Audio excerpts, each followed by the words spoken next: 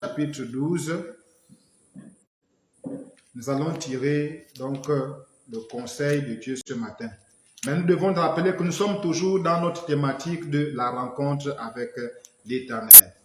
Donc nous ne sommes pas loin de là, nous sommes toujours dans cette thématique. Alors, Exode chapitre 12, on va lire à partir du verset 1. L'Éternel dit à Moïse et à Aaron dans le pays d'Égypte, ce mois-ci sera pour vous le premier des mois, il sera pour vous le premier des mois de l'année. Parlez à toute l'assemblée d'Israël et dites, le 10e jour de ce mois, on prendra un agneau pour chaque famille, un agneau pour chaque maison. Si la maison est trop peu nombreuse pour un agneau, on le prendra avec son plus proche voisin, selon le nombre de personnes.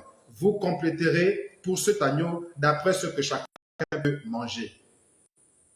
Ce sera un agneau sans défaut, mâle âgé d'un an. Vous pourrez prendre un agneau ou un chevreau. Vous le garderez jusqu'au 14e jour de ce mois et toute l'assemblée d'Israël l'immolera entre les deux soirs. On prendra de son sang et on mettra sur les deux poteaux et sur le linteau de la porte des maisons où on le mangera. Cette même nuit, on en mangera la chair rôtie au feu. On la mangera avec des pains sans levain et des herbes amères. Vous ne le mangerez point à demi-cuit et bouilli dans l'eau, mais il sera rôti au feu avec la tête, les jambes et l'intérieur. Vous n'en laisserez rien jusqu'au matin, et s'il en reste quelque chose le matin, vous le brûlerez au feu. Quand vous le mangerez, vous aurez vos reins sains, vos souliers aux pieds et votre bâton à la main, et vous le mangerez à la hâte. C'est la Pâque de l'Éternel. C'est la Pâque de l'Éternel. Cette nuit-là, je passerai dans le pays d'Égypte et je frapperai tous les premiers-nés du pays d'Égypte, depuis les hommes jusqu'aux animaux. J'exercerai des jugements contre tous les dieux de l'Égypte. Je suis l'Éternel. Le sang vous servira de signe sur les maisons où vous serez. Je verrai le sang et je passerai par-dessus vous. Et il n'y aura point de plaie qui vous détruise quand je frapperai le pays d'Égypte. Vous conserverez le souvenir de ce jour et vous le célébrerez par une fête en l'honneur de l'Éternel. Vous le célébrerez comme une loi perpétuelle pour vos descendants. Alléluia. Alors donc ici, nous parlons donc de la Pâque. Nous allons parler de la Pâque ce matin. Et la recommandation que l'Éternel a faite, c'est que nous devons conserver ce souvenir et célébrer. On doit célébrer donc la Pâque en l'honneur de l'Éternel, parce que c'est une recommandation que l'Éternel a faite à son peuple, que toi et moi, nous sommes aujourd'hui. Donc, nous allons parler de la Pâque. Mais pour parler de la Pâque, on doit d'abord parler des fêtes de l'Éternel de manière générale d'abord. Parce que la Pâque fait partie des 7 fêtes que l'Éternel a données à son peuple. Les 7 fêtes que l'Éternel a données à son peuple.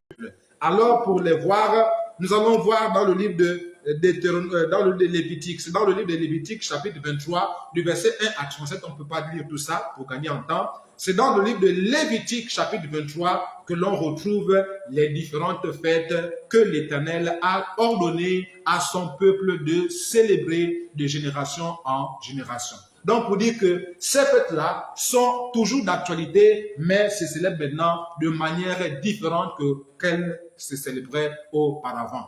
Nous ne célébrons plus la Pâque comme les Juifs la célébraient. Parce que pour nous, en tant qu'Église, la Pâque maintenant a une signification hautement spirituelle. Mais nous allons le comprendre petit à petit. Alors maintenant d'abord, comprenons pourquoi est-ce qu'on doit étudier ces fêtes, ou sinon pourquoi on doit célébrer ces fêtes. La raison principale pour laquelle nous devons célébrer ces fêtes, c'est que, en réalité, ces fêtes-là sont en fait porteuses des vérités spirituelles éternelles. C'est-à-dire que derrière ces fêtes-là, il y a des vérités cachées, il y a des prophéties, il y a des révélations qui sont cachées derrière ces fêtes. Et donc, si nous ne comprenons pas le sens spirituel de ces fêtes-là, on risque de les fêter charnellement, on ne va pas atteindre les objectifs que le Seigneur cherche à atteindre derrière ces fêtes. Parce que en réalité, l'humanité étant plongée dans la mort par la désobéissance que Adam et Ève ont eu à manifester, alors il fallait maintenant un plan de rédemption pour l'humanité. Et donc, en réalité, ce qu'on doit comprendre, c'est quoi? C'est que les 7 fêtes que l'Éternel a données à Israël de célébrer, en réalité, se cache le plan du salut de l'humanité. Ça, c'est déjà la chose essentielle qu'on doit comprendre ce matin. Je reprends pour dire que les 7 fêtes que l'Éternel a données à Israël de célébrer, donc à toi et moi aussi de célébrer aujourd'hui, en réalité se cache une vérité spirituelle, se cache un message très profond, le plan du salut de l'humanité. Alléluia. C'est ce qu'on doit comprendre ce matin. Donc lorsque nous partons de la Pâque, la première fête, jusqu'à la dernière fête qu'on appelle les tabernacles, en réalité, ce sont les différentes étapes du salut que Dieu a voulu bien donner à l'humanité. Mais comme on n'est pas là pour étudier toutes les fêtes, peut-être que le Seigneur nous donnera l'occasion de les étudier pendant les enseignements. Mais pour le moment, je voudrais seulement faire un tableau panoramique de ces tableaux-là pour comprendre le message central qui se cache derrière ces fêtes. Donc, bien aimés, on ne fête pas ces fêtes, on ne célèbre pas ces fêtes-là par hasard. Et on ne les célèbre pas comme on les célébrait auparavant. Parce que désormais, nous sommes dans ce qu'on appelle le sacerdoce royal. C'est-à-dire un sacerdoce où c'est maintenant l'Esprit de Dieu qui nous guide. Où c'est maintenant l'Esprit de Dieu qui est au contrôle. On ne fait plus les choses de manière charnelle. Mais on les fait maintenant de manière spirituelle. C'est-à-dire qu'avec une portée spirituelle que le Seigneur nous a donnée par le Saint-Esprit. Donc, en gros, bien aimés, si nous examinons bien ces fêtes-là, on va se rendre compte aussi d'une chose. Que ces fêtes-là, auparavant avaient un lien, et même encore aujourd'hui, ces fêtes-là ont un lien avec l'agriculture, c'est-à-dire avec la loi des semailles et des récoltes. Et quand nous regardons bien les Écritures, notamment dans le livre, par exemple, dans les évangiles, pour parler de manière générale, on va appeler, par exemple, Jésus le rejeton de David. Quand nous regardons dans les évangiles, et même jusque dans le livre d'Apocalypse, notamment dans le chapitre 5, on va appeler Jésus le rejeton. Or, nous savons tous bien que le rejeton, un rejeton, dans le domaine de l'agriculture, c'est le petit de quelque chose. Par exemple, le rejeton de la banane, ou le rejeton du taro, ou bien, je ne sais pas. En tout cas, c'est quelque chose, une jeune pousse, bien aimée, qui est sortie donc d'une souche mère. Et donc, Jésus étant le rejeton de David, autrement dit, Jésus est le descendant de David. Or, Jésus a été la promesse que Dieu avait donnée à l'humanité pour être sauvé. Donc, à partir de là, nous comprenons déjà, rien qu'à partir de là seulement, rien qu'avec l'expression rejeton de David, nous comprenons déjà qu'en réalité, Jésus est même au centre de ces fêtes. En réalité, les fêtes dont on parle ici, là, en réalité, parlent même de Jésus. Parce que Jésus a été la promesse faite à Israël, notamment à Abraham, d'être sauvé. Jésus est la promesse qui s'accomplit. Jésus est le fils réel de la promesse que Dieu avait faite à Abraham. Pourquoi? Parce que justement, Dieu avait déclaré à Abraham qu'il serait le père d'une multitude. Il devait avoir une descendance comme des étoiles. Or, Jésus est l'étoile brillante du matin. Donc, en réalité, Jésus est l'accomplissement parfait de la promesse que l'Éternel a faite à Abraham. Alléluia. Donc ici, je tente de voir un peu, de nous montrer que les fêtes de l'Éternel avaient un lien avec l'agriculture, avec l'expression Jésus étant donc le rejeton de David selon Apocalypse chapitre 5, verset 5 et 22, verset 16. Mais aussi, Jésus est comparé à le grain de blé qui doit être ensemencé ou encore qui doit être enterré en terre ou enfoui en terre pour qu'il puisse donner beaucoup de fruits selon le livre de Jean chapitre 12, verset 24. Donc, rien que par ce langage seulement, Jésus qui est d'abord appelé le rejeton de David, et ici Jésus qui est encore appelé le grain de blé qui doit tomber en terre afin qu'il puisse produire beaucoup de fruits, on voit très bien que les différentes fêtes en réalité désignent, non seulement ces deux fêtes-là désignent Jésus, mais en réalité désignent ou encore signifient le plan de Dieu pour le salut de l'humanité au travers de Jésus. Donc en fait, ces fêtes-là parle de Jésus comme le moyen qui nous donne la possibilité d'aller au ciel. Ces fêtes-là parlent de Jésus comme le chemin qui nous conduit au ciel selon le livre de Jean chapitre 14 verset 6. Donc en réalité, les fêtes de l'Éternel que Dieu a données à Israël. Et donc à toi et moi de célébrer maintenant, de rappeler à chaque fois, à chaque génération. En fait, ces fêtes-là, c'est en réalité le message du salut de l'humanité par la personne de Jésus. Alléluia. Alors, on peut classer ces fêtes-là. On n'a pas encore touché la fête qui nous concerne ce matin, donc la fête de Pâques, mais je parle d'abord de manière globale pour que vous puissiez avoir une idée aussi générale. Donc, en réalité, les fêtes-là sont au nombre de 7, mais on peut les classer en 3 groupes. Alors, le premier groupe dans lequel se trouve la fête dont nous allons parler ce matin, c'est-à-dire la fête de Pâques, c'est le groupe qui renferme, en fait, ce sont des fêtes qui se célèbrent le premier mois de l'année. Donc, dans le premier mois du calendrier juif, il y a 3 fêtes qui se célèbrent. Et parmi ces fêtes-là, nous avons la Pâque, nous avons la fête des pains sans levain, ou les pains sans levain, et les prémices. Voilà les 3 fêtes qui se célèbrent le tout premier mois de l'année. Mais pourquoi c'est le tout premier mois de l'année que se trouvent ces 3 fêtes? Quand nous allons aborder ces fêtes-là de manière séparée, vous allez mieux comprendre. Mais aujourd'hui, je nous dresse juste un petit tableau pour que vous ayez une idée, vraiment une petite idée de ce qui se passe en réalité. Je tente de dire que les 3 premières fêtes, la Pâque, les pains sans levain et les prémices, se célèbrent le tout premier mois de l'année. Or, nous savons tous très bien que lorsque nous parlons du premier, quelque chose de premier, en réalité, ça renvoie déjà à Jésus. Pourquoi? Parce que Jésus, c'est le premier-né de toute la création. Jésus, c'est les prémices de ceux qui vont ressusciter au dernier jour. C'est Jésus qui, le premier, est ressuscité et qui est déjà monté au ciel et qui maintenant attend le son de la trompette pour venir maintenant chercher aussi d'autres qui ont vécu avec lui et qui ont vécu selon sa parole pour vivre avec lui au ciel, au paradis. Donc, lorsque nous parlons de premier, en réalité, nous sommes en train de parler de Jésus, parce que Jésus est le premier. La Bible déclare que Jésus est le premier. C'est lui les prémices de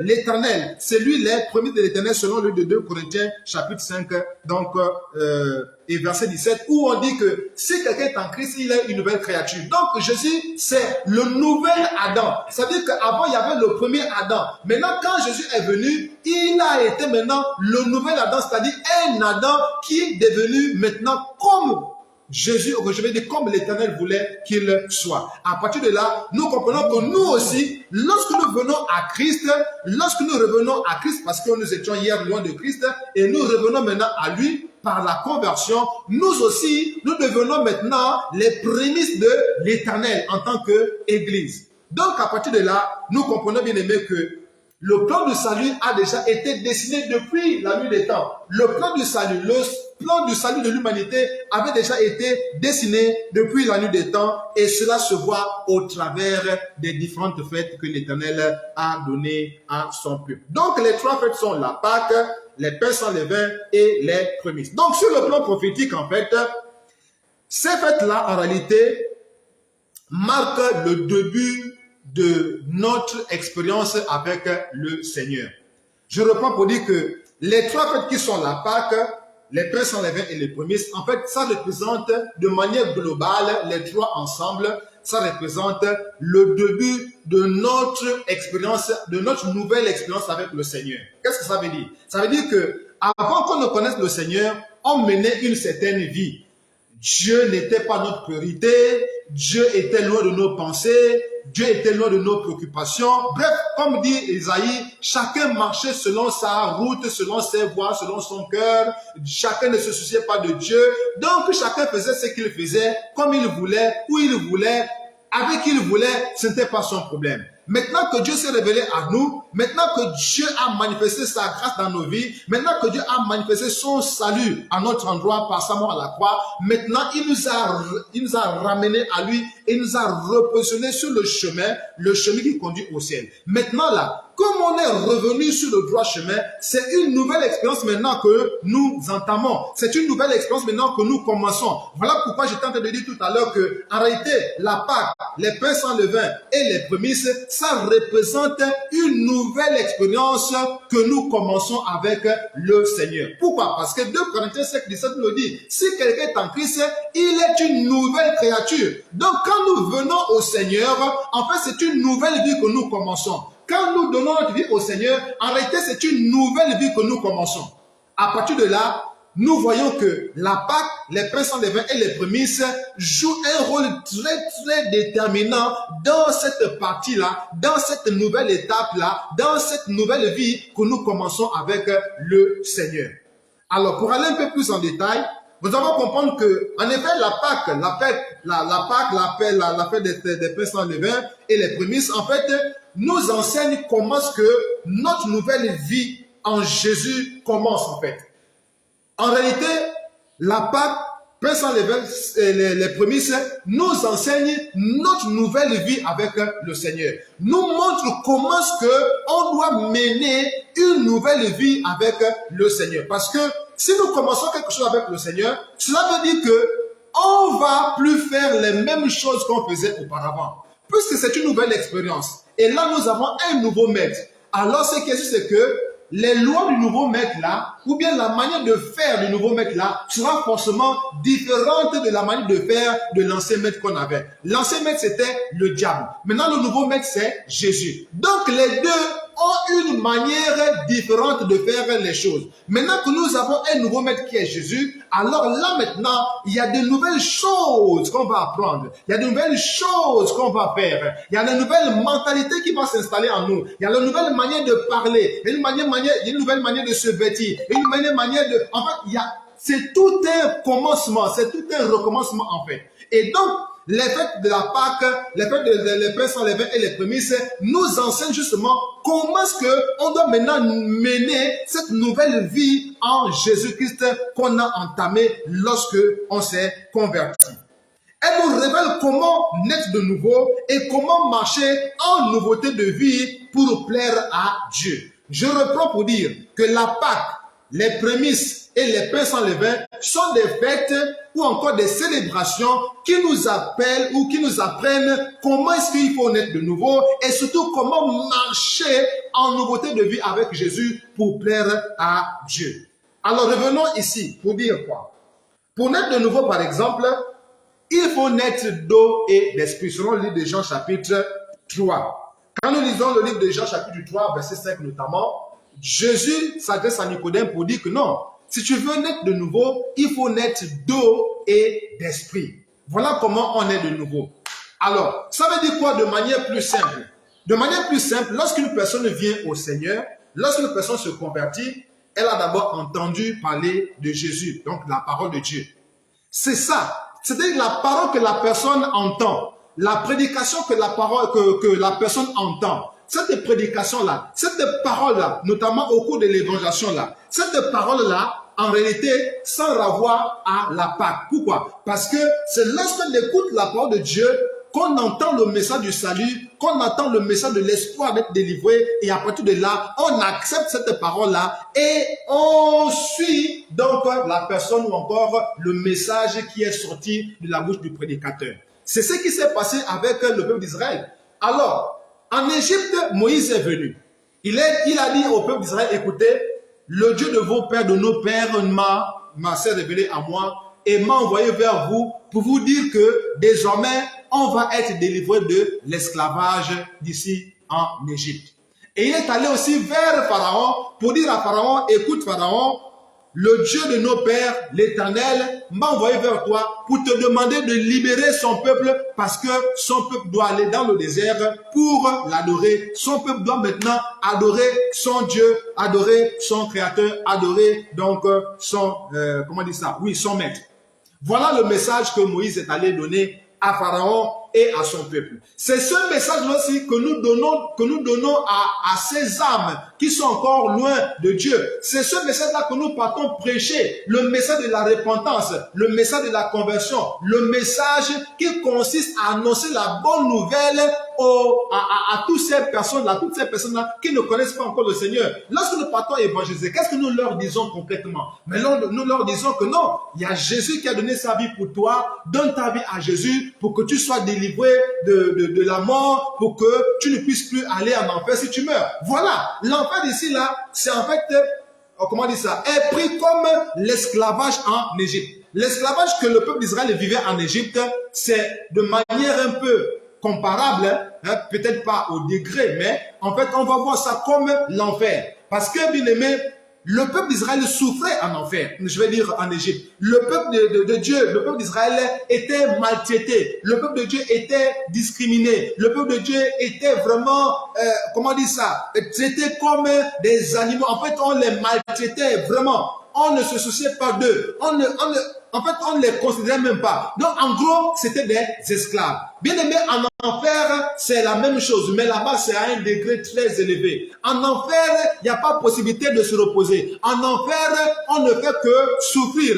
Donc, quand nous partons évangéliser les personnes autour de nous, nous leur disons, écoute, Jésus, il y a un homme qui est mort pour toi. Dieu, le créateur du ciel et de la terre, est mort pour toi à la croix. Et si tu donnes aujourd'hui ta vie au Seigneur, il va te délivrer. Il va te sortir de ta situation. Il va t'amener de la mort à la vie éternelle. Il va t'amener de l'esclavage à la liberté. Voilà le message en gros que nous partons prêcher autour de nous, aux âmes qui ne connaissent pas encore le Seigneur.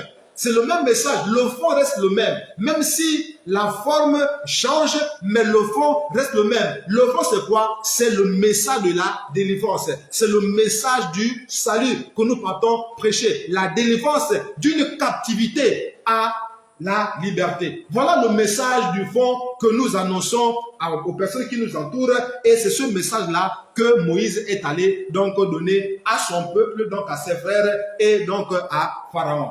Bien aimé, remarquez que quand nous partons évangéliser, il y a souvent des combats, il y a souvent des obstacles, il y a souvent des situations vraiment difficiles qui tendent à bloquer l'évangélisation. Mais c'est la même chose que Pharaon a fait. Lorsque Moïse est allé dire à Pharaon qu'écoute, il faut relâcher le peuple de Dieu, est-ce que Pharaon a accepté facilement? Non, il a dû subir la colère de Dieu pour qu'il puisse relâcher le peuple de Dieu. C'est la même chose aussi, quand nous partons évangéliser, il y a des obstacles, il y a beaucoup de choses qui se positionnent devant nous pour nous empêcher de faire l'œuvre de Dieu, pour nous empêcher de gagner les âmes. C'est ce qui s'est passé. Donc c'est la même chose, le même fond reste là. Même si la forme change, mais le fond reste le même. Donc bien aimé, pour naître de nouveau, il faut naître d'eau et d'esprit. Et l'eau ici renvoie donc à la parole. Et la parole ici, là, c'est bien entendu Jésus. Et Jésus ici est appelé la Pâque, comme nous l'avons dit tout à l'heure. Jésus est la Pâque. Verset 11, c'est la Pâque de l'Éternel. Parce que l'agneau de Dieu qui avait été immolé ce jour-là en Égypte, pour que le sang soit appliqué sur les linteaux des portes, des fenêtres.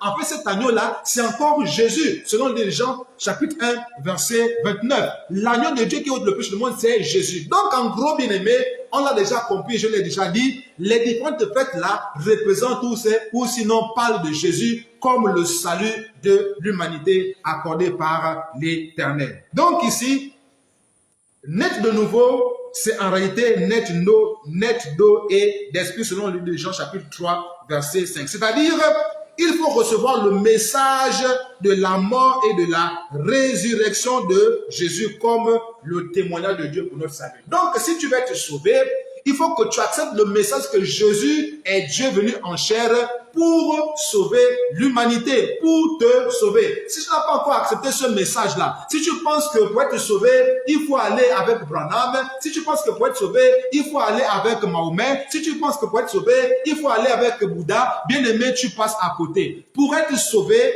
il faut que tu reçoives le message que c'est Jésus-Christ qui sauve. Autrement dit, Jésus seul est le chemin, la vérité et la vie. C'est ça, le message qui sauve. Et c'est ce message-là qui renvoie à Pâques.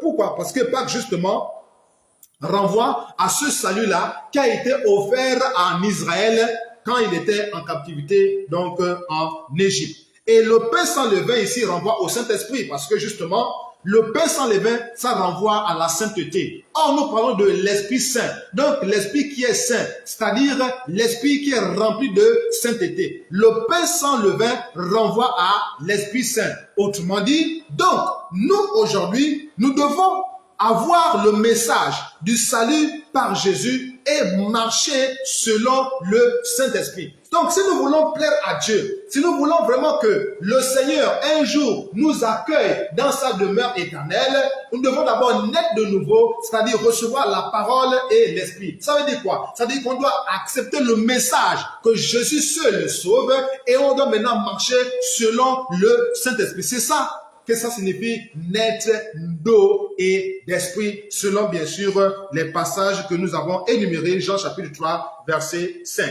Alléluia. Donc, bien aimé, en résumé ici, les fêtes de la Pâque, des pains sans levain et les prémices on l'a déjà compris, les prémices c'est les premiers, les tout premiers, et Jésus c'est d'abord la prémisse, et nous sommes les prémices, nous qui sommes déjà l'église, puisque nous avons cru en Jésus, comme lui il est prémisse, nous aussi devenons prémices. Donc les prémices c'est le fait que nous acceptons ce message, nous devenons prémices avec Jésus. Quand nous acceptons le message du pain sans levain, le message de la Pâque, à ce moment-là, nous devenons des prémices avec Christ. Et lorsque nous allons mourir, ou même si la trompette sonne étant mort, nous allons aussi ressusciter comme Jésus est ressuscité. Et alors nous serons avec le Père au ciel, au paradis avec lui. Alléluia. Amen.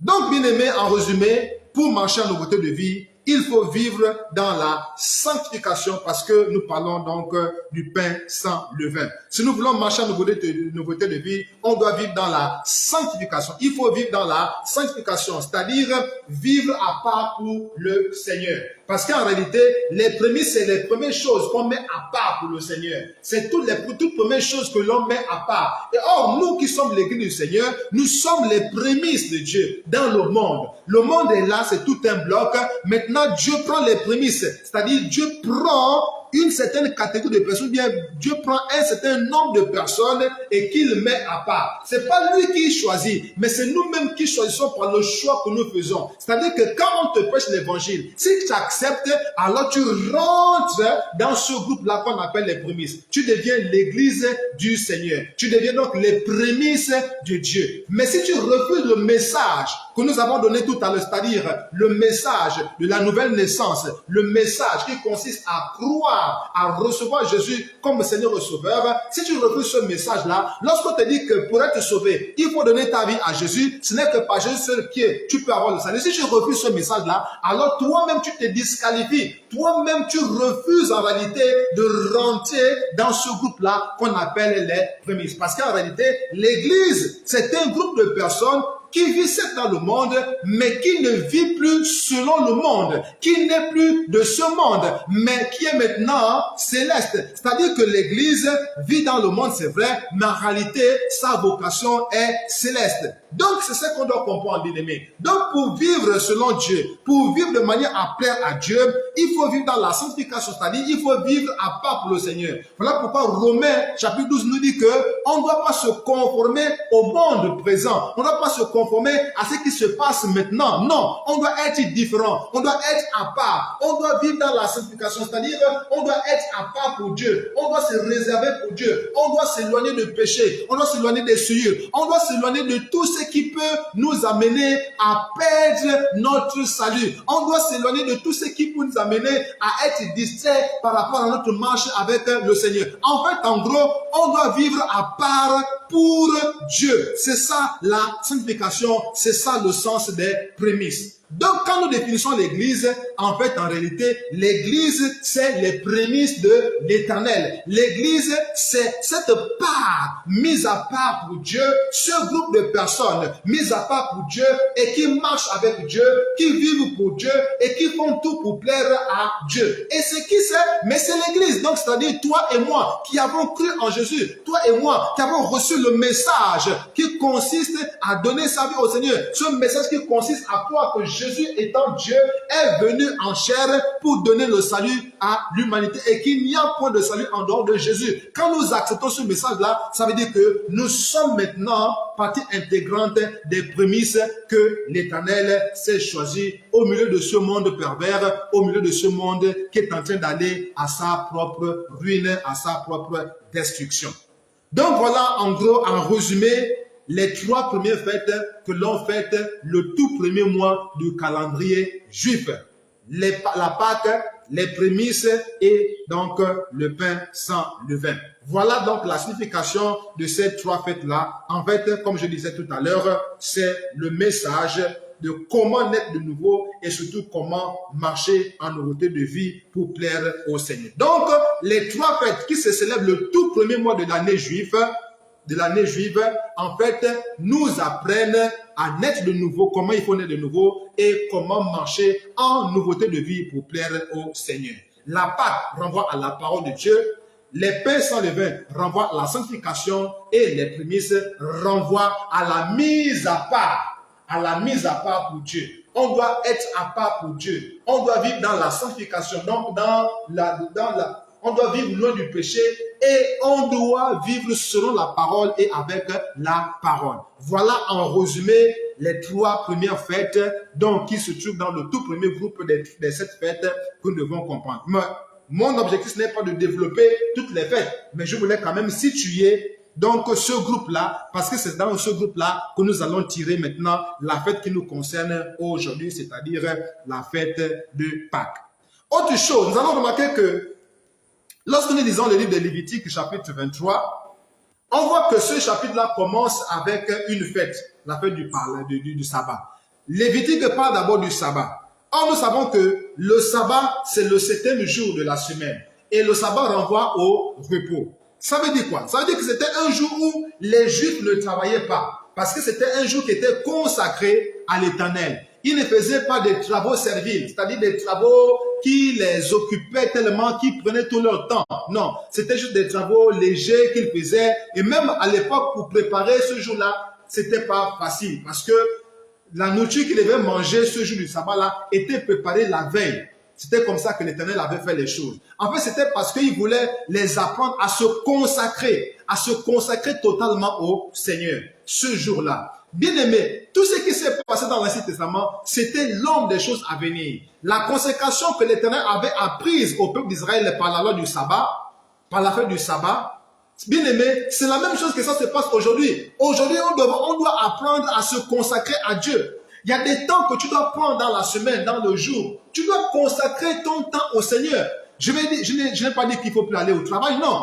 Dans la semaine, tu vas au travail pendant 6 jours peut-être. Mais dans la semaine, il y a quand même un jour où tu ne vas pas au travail.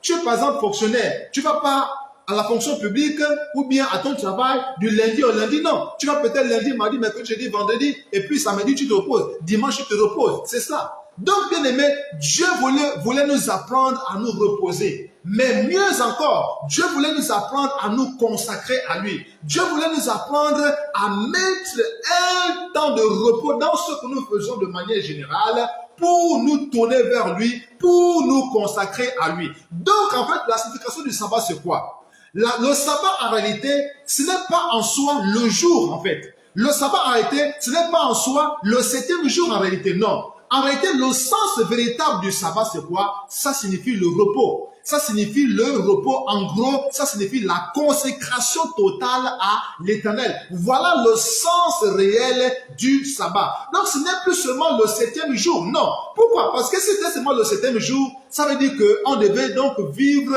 en dehors de la volonté de Dieu, en dehors donc de la loi de Dieu. Pourquoi? Mais parce que justement, l'ennemi a tout fait pour changer ce jour de sabbat. L'ennemi a fait quoi? Il a fait que nous puissions maintenant adorer le Seigneur le dimanche.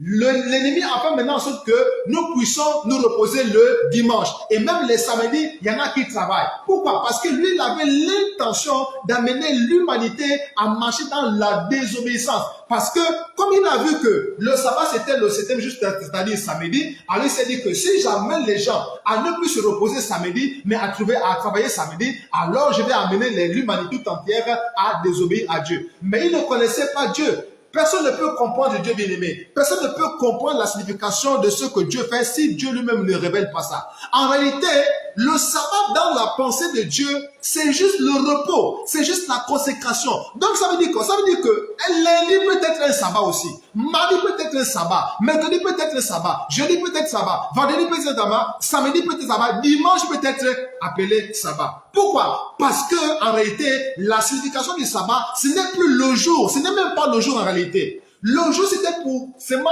commencer à apprendre à son peuple. Parce que Dieu a fonctionné en termes de pédagogue. Dieu a fait des choses premièrement pour commencer à apprendre. Maintenant qu'il a vu que l'humanité a appris certaines choses, l'humanité a grandi, maintenant il a commencé à révéler la signification profonde des choses qu'il faisait encore physiquement avec Israël. Voilà pourquoi nous sommes désormais dans un nouvel sacerdoce, un sacerdoce royal où c'est maintenant le Saint-Esprit qui nous dirige. Ce n'est plus les choses pratiques, ce n'est plus les choses physiques qui nous dirigent, non, c'est maintenant le Saint-Esprit qui nous dirige. Donc, en détournant le sabbat pour dimanche, l'ennemi pensait qu'il devait entraîner l'humanité tout entière dans la désobéissance. Mais c'était mal comprendre le Seigneur. Parce qu'en réalité, dans la pensée du Seigneur, sabbat veut dire repos. Tout simplement. Alléluia. Sabbat veut dire repos. Sabbat veut dire consacré à Dieu. Totalement concentré sur Dieu. Voilà la signification profonde et spirituelle du mot sabbat. Donc, ceux qui pensent que c'est seulement samedi qu'on doit adorer le Seigneur, c'est seulement samedi qu'on doit aller à l'église, ceux-là n'ont pas compris. Ils n'ont pas compris le sens véritable du sabbat. Parce qu'il y a des églises qui se réunissent seulement les samedis. Pourquoi? Parce que d'après eux, le sabbat, c'est le samedi. Le sabbat, c'est le 7e jour de la semaine. C'est vrai que sabbat, dans le premier temps, c'était le 7e jour de la semaine, mais ça, c'était l'ombre des choses à venir. Parce que derrière ce jour de la semaine-là, se cachait le sens véritable, c'est-à-dire le repos que le Seigneur demandait à son peuple pour qu'il se consacre à lui. Et donc, c'est ce qu'il a fait aujourd'hui. Donc, aujourd'hui, bien-aimé, lundi peut être un sabbat pour toi. Mardi peut être un sabbat pour toi. Pourquoi? Parce que en réalité, le sabbat, c'est toujours, c'est tout temps, c'est toute situation que tu consacres à Dieu. C'est-à-dire que si tu dis que, bon, lundi, c'est le jour de la réunion, bien aimé, lundi devient un sabbat. Si par exemple, nous, ici à l'église, on dit, bon, tous les lundis, on doit se retrouver ici à 18h, ça veut dire que lundi est déjà pour nous un sabbat. Pourquoi? Parce que le sabbat, je le répète encore, c'est un jour de repos où on consacre notre temps à Dieu. C'est ça qu'on doit comprendre comme sabbat maintenant aujourd'hui. Alléluia. Vous voyez que je n'ai même pas encore touché la Pâque. Mais Dieu fait ces choses comme il veut. Donc en gros, si nous décidons que par exemple, le jeudi, nous avons l'enseignement ici, ça veut dire que jeudi est déjà un sabbat pour nous. Pourquoi? Parce que c'est un jeudi qu'on prend, c'est un temps qu'on prend à part, on le met à part pour Dieu, pour se consacrer à Dieu. Et ce qu'on a dit tout à l'heure avec les prémices. Les prémices, c'est ce qu'on prend à part pour Dieu. Donc le sabbat, c'est tout temps qu'on prend à part, qu'on met à Dieu, qu'on met pour Dieu. Donc ça veut dire quoi? Ça veut dire que si tu as dit par exemple que le jeudi, on a les enseignements, ou bien le vendredi, on a enseignement ici à l'église, et que vous ne venez pas aux enseignements, c'est là maintenant que nous violons le sabbat. Ce n'est pas parce qu'on ne se réunit pas les samedis qu'on viole le sabbat. Non, non, non, non. On viole le sabbat à quel moment? On viole le sabbat lorsque on s'est dit que, bon, désormais, nous avons enseignement les mardis, ou bien nous avons enseignement les jeudis.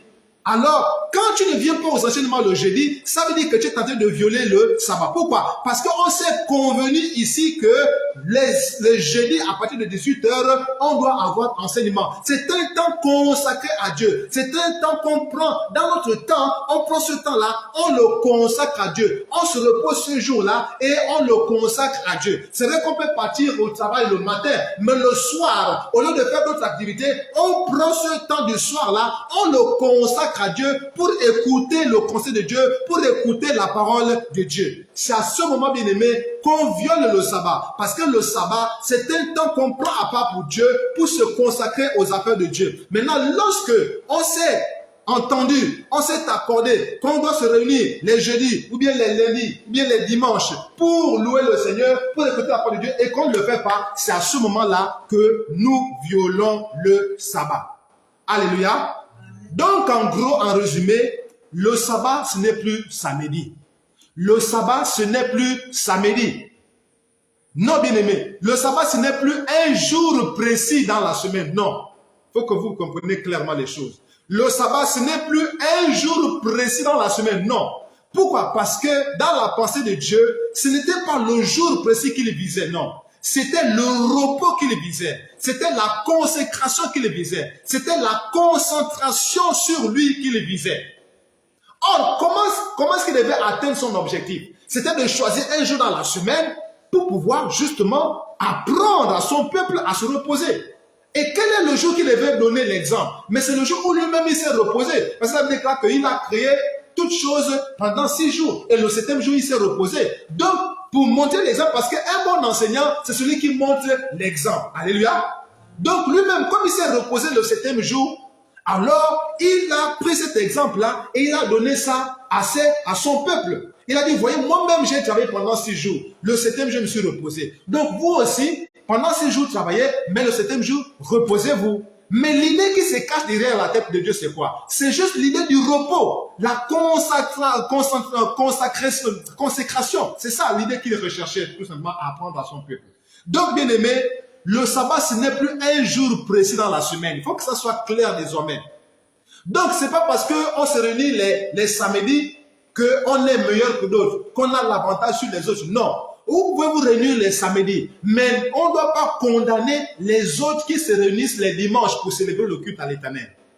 Vous pouvez continuer à vous réunir les samedis. Ce n'est pas un problème. Mais ne pensez pas que vous avez l'avantage sur ceux-là qui se réunissent les dimanches pour célébrer un culte à l'Éternel. Il faut que ça soit clair dans l'esprit de chacun de nous. Pourquoi? Parce que dans la tête de Dieu, dans la pensée de Dieu, le samedi, je veux dire le sabbat, ce n'était pas en soi le samedi, ou encore ce n'était pas en soi un jour précis dans la semaine. Non, mais dans la tête de Dieu, dans la pensée de Dieu, le sabbat signifie tout simplement le repos. Parce qu'en réalité, comprenez encore les profondeurs de la parole de Dieu. Le repos là, c'est quoi exactement? Est-ce que c'est le repos, on est là, on croise les bras? Non, non seulement au temps avec Israël, c'était d'abord le repos physique, mais ici maintenant, il s'agit du repos spirituel. C'est-à-dire, lorsque nous rentrons maintenant dans le repos éternel, dans le repos éternel, c'est-à-dire lorsque nous partons vivre maintenant avec Dieu au ciel, au paradis. C'est ça le repos en réalité. Donc, Dieu s'est servi du repos physique. Voyez comment Dieu a procédé dans le temps. Parce que Dieu, lui, il partait petit à petit, petit à petit. Donc, Dieu s'est servi du repos physique pour nous parler en réalité de la vie éternelle. C'est ça le sabbat. Donc, en réalité, le sabbat spirituellement signifie la vie éternelle. C'est ça en réalité. La vie éternelle. C'est ça le sabbat spirituel. Le sabbat spirituel, c'est la vie éternelle auprès de Dieu. Pourquoi? Parce que la vie éternelle, c'est un repos, c'est le bonheur. Alléluia. La vie éternelle, c'est le bonheur auprès de Dieu. Il n'y a plus de souffrance. Elle déclare qu'il effacera nos larmes. Il effacera la mort. Il n'y aura plus rien de tout ça. Ce serait le bonheur éternel. Ce qui est différent de l'enfer. Ce qui est différent donc de la vie en enfer. En enfer, c'est la souffrance. Alors qu'au paradis, c'est le repos, c'est l'abondance, c'est la paix, c'est le bonheur total. Vous voyez comment Dieu parle? Donc, bien aimé, comprenons que le sabbat, en réalité, spirituellement parlant, le sabbat renvoie à la vie éternelle. Donc, en parlant des fêtes de l'éternel, notamment du sabbat, pour commencer le livre de Lévitique, chapitre 23, en fait, Dieu était déjà en train de nous projeter dans la vie éternelle. Dieu était déjà en train de nous parler de la vie éternelle. Comment est-ce qu'on pouvait avoir la vie éternelle? Comment est-ce qu'il fallait travailler pour avoir la vie éternelle? Comment est-ce qu'il fallait se comporter pour avoir la vie éternelle? Voilà le langage de Dieu. Voilà ce que Dieu voulait en réalité dire lorsque il a donné donc les 7 fêtes de l'éternel. Pourquoi? Parce qu'on a déjà compris que les 7 fêtes de l'éternel sont le plan du salut que Dieu a donné à l'humanité. Or, le salut, c'est quoi? Mais c'est la vie éternelle, c'est le repos éternel. Mais pour parler de tout ça, c'est quoi? Comment il a fait? Il a procédé étape par étape en parlant du sabbat, c'est-à-dire le 7e jour de la semaine où Israël devait se reposer. Mais en réalité, derrière la tête, il parlait du repos éternel, c'est-à-dire de la vie éternelle dans son palais de gloire, là-bas au ciel, au paradis. Alléluia! Voilà comment Dieu est merveilleux. Dieu est le meilleur enseignant qui soit bien aimé. Dieu est le meilleur enseignant. Donc voilà ce qu'on peut dire à partir de là. Et donc pour ce qui concerne donc la Pâque, parce qu'il faut qu'on parle maintenant de la Pâque, comme on m'a dit, on comprend finalement que pour la Pâque maintenant, c'est le point de départ de tout en fait. La Pâque, c'est le point de départ de tout. Pourquoi on a déjà compris que les 7 fêtes sont le plan du salut. Or, ce plan-là a forcément un point de départ. Et le point de départ, là, c'est donc la Pâque. La Pâque, la Pâque. Or, nous avons déjà aussi compris que la Pâque renvoie à Jésus. Jésus qui est l'agneau de Dieu offert en sacrifice pour le salut de l'humanité. Jésus qui est cet agneau de Dieu, selon Jean chapitre 1, verset 29. Jean-Baptiste dit à ses disciples, voici l'agneau de Dieu qui ôte le péché du monde. Mais comment faire le rapprochement avec l'agneau qui a été sacrifié au temps de l'Égypte là-bas? En fait, comme on l'a lu tout à l'heure, Dieu avait demandé à Moïse de dire au peuple d'Israël de prendre un agneau. Au verset 3, le 10e jour de ce mois, on prendra un agneau pour chaque famille, un agneau pour chaque maison. Donc, l'agneau là, dont l'Éternel parle à Moïse là, c'est le même agneau dont Jean-Baptiste parle dans le livre de Jean. Mais qui est-il? Mais c'est Jésus. Alléluia. C'est Jésus qui est cet agneau là. Donc ici, la Pâque, et comme on le voit au verset 11, c'est la Pâque de l'Éternel. Donc en fait, qui est notre Pâque aujourd'hui? C'est Jésus. C'est Jésus qui est notre Pâque aujourd'hui. Donc la Pâque, ce n'est pas seulement une simple fête. Non. On doit comprendre la Pâque aujourd'hui comme l'occasion que Dieu nous a donnée pour être sauvés. Mais c'est qui en réalité? Mais c'est Jésus que Dieu nous a donné pour être sauvés. La déclare dans le livre d'Actes des Apôtres, chapitre 4, verset 12, qu'il n'y a de salut en aucun autre. Parce qu'il nous a été donné un seul nom, celui par lequel nous devons être sauvés, c'est le nom de Jésus. Donc c'est Jésus qui est notre Pâque. De la même manière que Israël a été épargné ce jour-là de la colère de l'ange de l'Éternel quand il est venu frapper l'Égypte. De la même manière aussi, nous sommes épargnés de la colère de Dieu, nous qui avons donné notre vie à Jésus. Donc, la Pâque que Israël a immolée en Égypte pour être sauvé, cette même Pâque-là, c'est Jésus-Christ aujourd'hui qui a été immolé à la croix. Souvenez-vous, bien-aimés, que Jésus a été immolé à la croix. Jésus a été sacrifié à l'autel de la croix. C'est ça, bien-aimés. L'agneau de Dieu, qui est Jésus, a été immolé à la croix pour le pardon de nos péchés et pour nous amener de la mort à la vie, des ténèbres à la lumière. C'est la même chose aussi. L'agneau qui a été tué au temps d'Égypte lorsque Israël était en esclavage pour être délivré, cet agneau-là, en réalité, préfigurait Jésus. Cet agneau-là, en réalité, désignait Jésus. Et c'est ce Jésus-là qui, bien sûr, à la croix, a été immolé. Voilà pourquoi, bien aimé, il n'y a plus de condamnation pour ceux qui sont en Christ selon le de Romains chapitre 8. Il n'y a plus de condamnation pour ceux qui sont en Christ.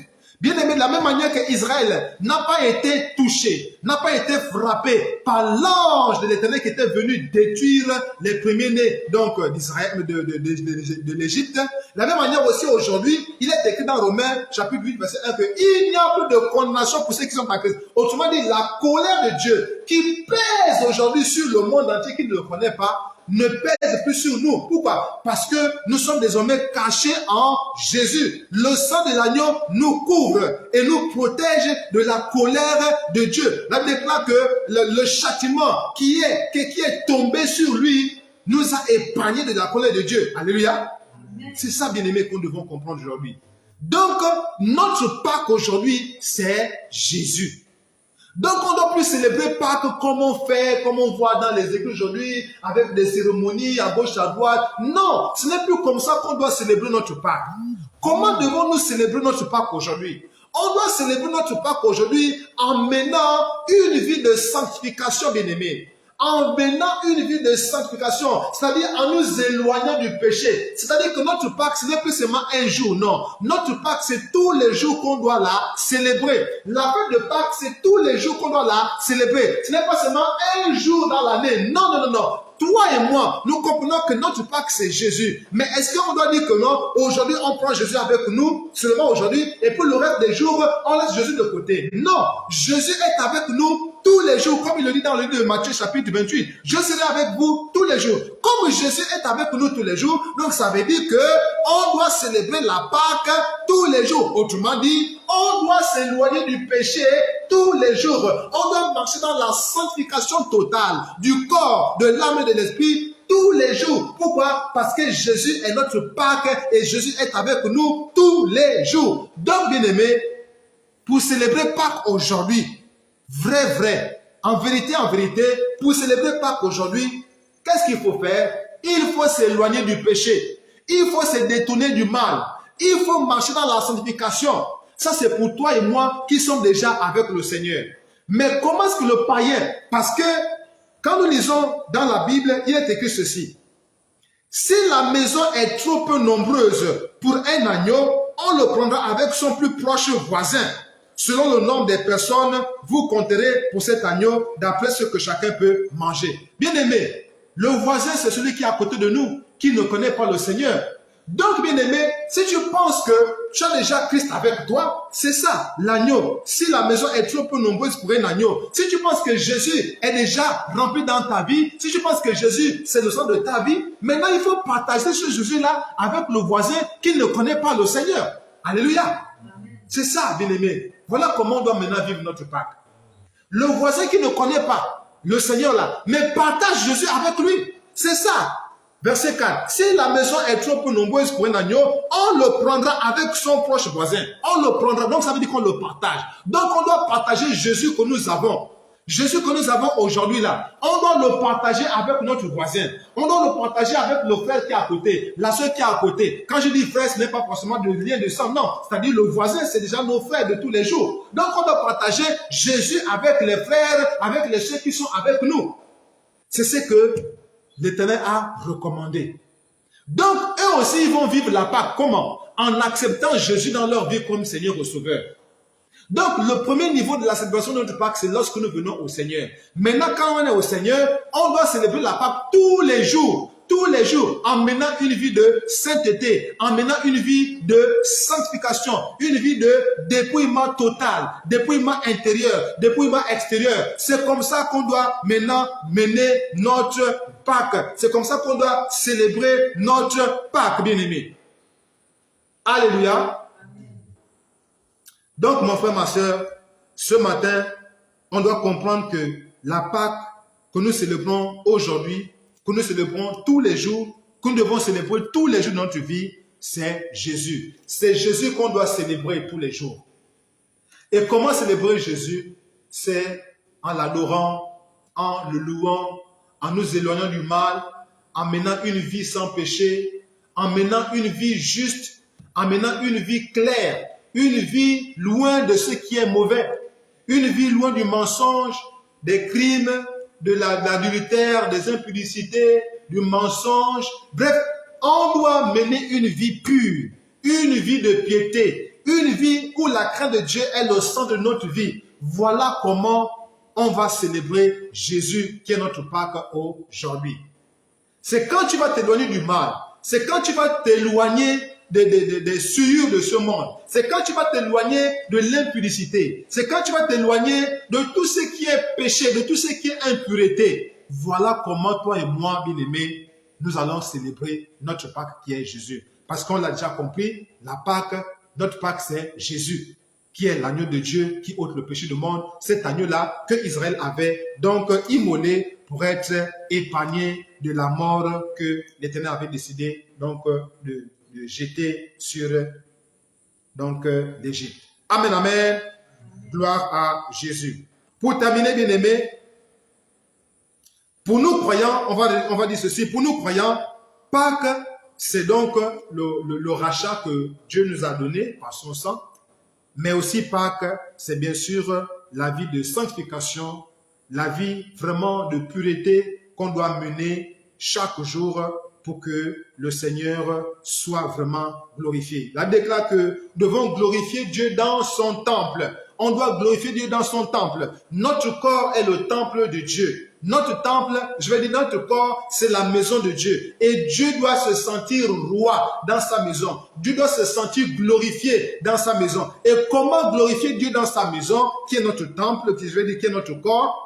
Bien-aimé, c'est en nous éloignant du péché. C'est en fuyant l'impudicité. C'est en fuyant le péché. C'est en s'éloignant de tout ce qui est mal. Voilà comment Dieu va être glorifié dans son temple. Voilà comment on va célébrer Dieu. On va célébrer Jésus dans notre vie. Parce que célébrer, c'est quoi? C'est c'est avoir la joie, c'est honorer, c'est vraiment exalter.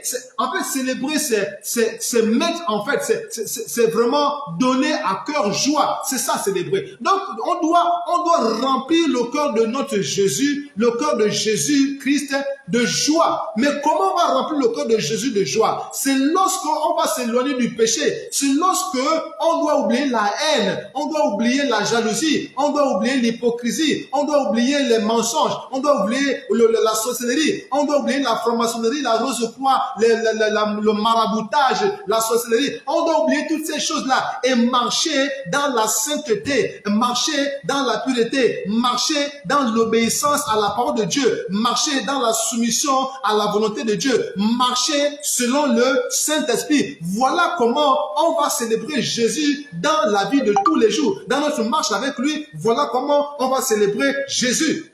Alléluia. Voilà donc, bien-aimés, voilà ce que la Pâque pour nous signifie aujourd'hui. La Pâque signifie donc notre salut, notre délivrance. La Pâque signifie le salut que Dieu nous a offert par sa mort à la croix. Voilà la signification de Pâque pour nous aujourd'hui. Alléluia.